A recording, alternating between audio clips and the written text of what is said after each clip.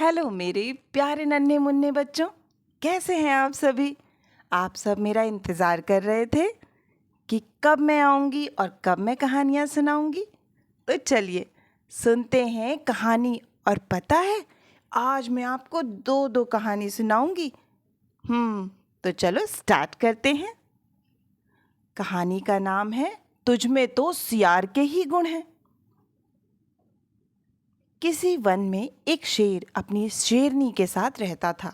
एक दिन शेर शिकार के लिए गया। दिन भर भोजन की तलाश में भटकता रहा, पर उस दिन कोई शिकार उसे नहीं मिल पाया। लौटते समय एक नन्हा सा सियार दिखाई दिया। शेर को लगा इस नन्हे सियार को मारना ठीक नहीं है। ममता से भरकर वह उसे घर ले आया। लौटकर शेर ने शेरनी से कहा, यह नन्हा मुन्ना सियार मुझे राह में मिला था, पर इसे मारना मुझे अच्छा नहीं लगा। तुम चाहो तो इसे खाकर अपनी भूख मिटा लो। इस पर शेरनी बोली, तुमने प्रेम और ममता के वशीभूत होकर इसे नहीं मारा, तो भला मैं क्यों मारूंगी? यह यहीं पर हमारे बेटे की तरह पलता रहेगा। और सचमुच सियार का बेटा वहाँ आराम और निश्चिंतता से जीवन गुजारने लगा। कुछ दिन बाद शेरनी ने भी दो बेटों को जन्म दिया। उन्हीं के साथ साथ सियार पुत्र भी पलने लगा। शेरनी अपने बेटों के साथ साथ उसे भी दूध पिलाती और बड़े प्रेम और ममता से पाल रही थी।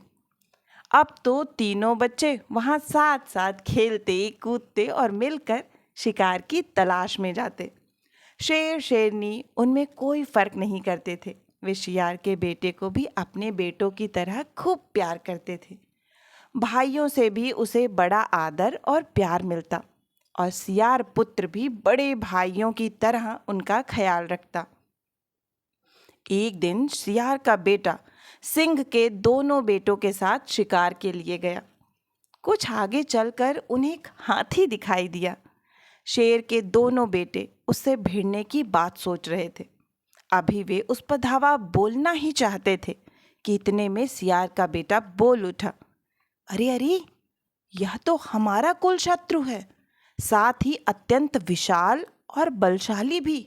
इससे लड़ना ठीक नहीं है, भाग चलो। सुनकर दोनों सिंह पुत्रों की भी हिम्मत जवाब दे गई। वे भी सियार पुत्र के साथ भागकर घर आ गए, पर दुख और अपमान के कारण उनका मुंह लाल हो गया। आकर उन्होंने माँ से बड़े भाई के कायरतापूर्ण आचरण की शिकायत की। कहा, बड़े भैया तो बड़े कायर हैं, उन्हीं के कारण आज शिकार हाथ से निकल गया। इन्होंने कहा कि भाग चलो, और हमें ना चाहते हुए भी भागना पड़ा। सुनकर सियार पुत्र को बड़ा गुस्सा आया। बोला, तुमने मुझे कायर कहा? मैंने तो तुम्हें आने वाली आपत्ति से बचाया। हाँ, तुम तो उल्टे मुझे ही बुरा बनाते रहते हो और मेरा अपमान करते रहते हो। अब मैं तुम्हें छोड़ूंगा नहीं। चलो लड़ने के लिए तैयार हो जाओ। इस पर शेरनी ने उसे समझाया, बेटे, ये दोनों तुम्हारे भाई हैं, इनसे तुम्हें लड़ना नहीं चाहिए, बल्कि प्यार से अपनी बात समझानी चाहिए। तुम लोग आपस में मिलकर रहोगे तभी लोग तुम्हारी शक्ति के आगे हार मानेंगे। लेकिन इन दोनों ने मुझे कायर कहा, मैं यह अपमान भला कैसे झेल सकता हूँ? मैं तो इन्हें माफ़ नहीं कर सकता। सियार पुत्र ने गुस्से में आकर कहा, बेटा, इन्हें ऐसा नहीं कहना चाहिए था। शेरनी ने कहा, पर तुम्हारे और इनके स्वभाव में फ़र्क तो है ही। मैंने इन्हें भी तुम्हारे साथ साथ दूध पिलाया है, इसलिए सोचती थी कि तुम में भी वैसी ही वीरता आ जाएगी जैसी सिंह पुत्रों में गुण दिखाई दे रहे हैं। तो इससे पहले कि आगे चलकर कोई और मुसीबत खड़ी हो या ये दोनों तुमसे कुछ उल्टा सीधा कहें, तुम यहाँ से चले जाओ, क्योंकि तब तक हो सकता है कि मैं भी तुम्हारी रक्षा न कर पाऊँ। इस पर सियार पुत्र दुख और अपमान से भरकर वहाँ से चला गया। वह समझ गया था, मैं शेर के बेटों के साथ रहा, शेरनी का दूध पिया और उसका लाड प्यार भी पाया, पर फिर भी शेरों के गुण मैं नहीं सीख पाया, तो अब मेरा अलग रहना ही ठीक है। अच्छा बच्चों, बताइए आप सभी को ये कहानी कैसी लगी? अच्छी लगी तो ठीक है, लाइक ज़रूर करिएगा। चलिए अब सुनते हैं दूसरी कहानी। पहले मैं। एक नगर में एक गरीब ब्राह्मण रहता था। उसका नाम था द्रोण। वह भिक्षा मांगकर गुजारा करता था, इसलिए जीवन में कभी कोई सुख उसे नहीं मिला। उसका शरीर भी बहुत कमज़ोर और दुबला पतला था। द्रोण के पास संपत्ति के नाम पर कुछ विशेष नहीं था, बस 2 स्वस्थ बछड़े थे जो किसी ने उसे दान में दिए थे। ब्राह्मण लोगों से मांगकर उनके चारे आदि का प्रबंध कर लेता। इससे वे बछड़े खासे स्वस्थ और तंदुरुस्त हो गए थे। वह उन बछड़ों से बहुत प्रेम करता था, पर एक चोर की उन 2 बछड़ों पर बहुत समय से निगाह थी। वह सोचता था, कभी अवसर मिलते ही इन दोनों बछड़ों को चुरा कर ले जाऊंगा। एक रात की बात है, वह चोर बछड़े चुराने के लिए उस ब्राह्मण के घर की ओर चल दिया।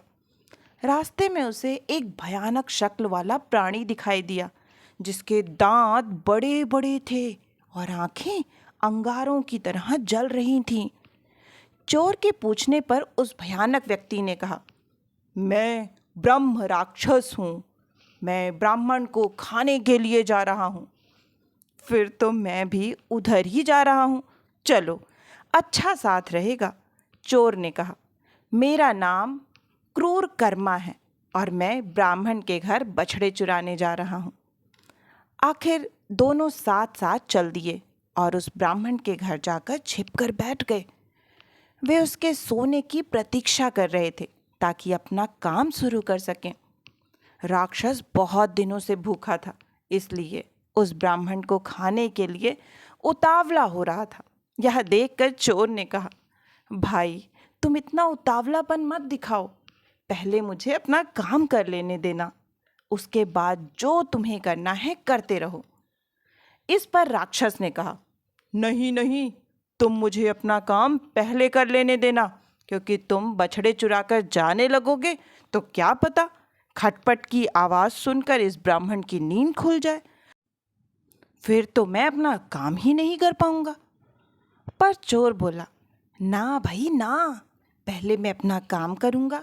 क्या पता जब तुम ब्राह्मण को अपना भोजन बनाने की चेष्टा करो तो इसकी नींद खुल जाए, तब तो मैं भी अपना काम नहीं कर पाऊंगा। लिहाजा पहले मैं बछड़े चुरा कर चला जाऊं, तब तुम अपना काम कर लेना। राक्षस को गुस्सा आ गया, गरज कर बोला, तुमने सुना नहीं मैं क्या कह रहा हूं? पहले मैं अपना काम करूंगा। अब तुमने कुछ भी ची चपड़ की तो अच्छा नहीं होगा। चोर बोला, तुम कुछ भी कहो, मैं तुम्हारे रोब में आने वाला नहीं हूं। मैं ही पहले अपना काम करूंगा। राक्षस हो तो क्या हो गया, मैं तुम्हारी एक नहीं सुनूंगा। इस पर राक्षस और चोर दोनों जोर जोर से लड़ने लगे। इसका नतीजा यह हुआ कि उस सोए हुए ब्राह्मण की नींद खुल गई।